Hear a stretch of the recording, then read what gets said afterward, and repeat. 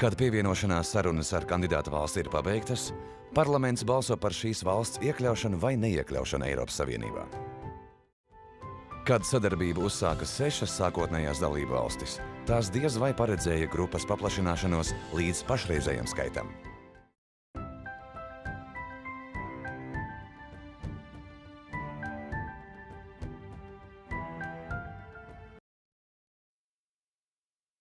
Katras valsts parlamentā vēlētāju vecumu sasniegušie pilsoņi tieši ievēl savu vietējā parlamenta pārstāvi. Tāpat notiek arī Eiropas parlamentā.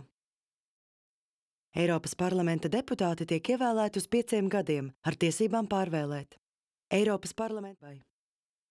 Katra politiskā grupa visos jautājumos mēģina panākt kopēju grupas pozīciju, taču biedriem ir tiesības balsot atšķirīgi.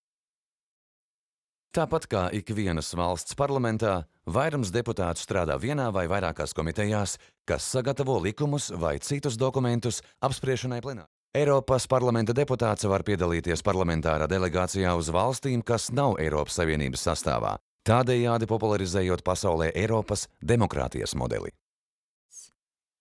Vispirms ar jaunā likuma priekšlikumu komisija iepazīstina parlamentu un padomi, ko veido valstu valdību ministri. Pēc tam parlaments var veikt izmaiņas tekstā un iesniegt tās padomēji. To sauc par pirmo lasījumu. 3 laika joslās katru dienu mostas 500 miljoni cilvēku, kuriem ir kas kopīgs. Ik viens no viņiem ir pasaulē lielākā demokrātisku valstu kopuma pilsonis. Jūsu ievēlēto Eiropas parlamenta deputātu balsojums ļauj Eiropai sadzirdēt jūsu balsi. Šis balsojums nozīmē, ka tagad lidojuma aizkavēšanās vai vietas trūkuma gadījumā aviosabiedrībai tas jāatlīdzina vai arī jānodrošina cits variants. Tagad atrast peldvietu ar tīru ūdeni ir vieglāk, jo Eiropas komisijas direktīva par peldvietu ūdens kvalitāti nosaka stingrus piesārņojuma ierobežojumus. Tas bija strīdīgs jautājums. Ekatīs plenārsēdēs. Vienai no šādām komitejām bija jārod risinājums, kā samazināt nevajadzīgo iepakojumu visā vienotajā tirgū. Šobrīd Eiropas Savienības budžetā nozīmīgu vietu ieņem zinātniskā un medicīniskā izpēte, īstenojot apņemšanos attīstīt uz zināšanām balstītu ekonomiku.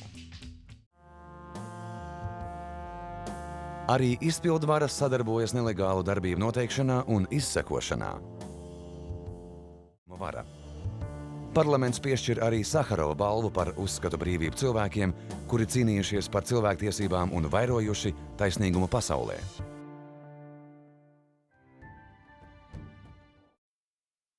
Katras valsts parlamentā vēlētāju vecumu sasniegušie pilsoņi tieši ievēl savu vietējā parlamenta pārstāvi. Tāpat notiek arī Eiropas parlamentā.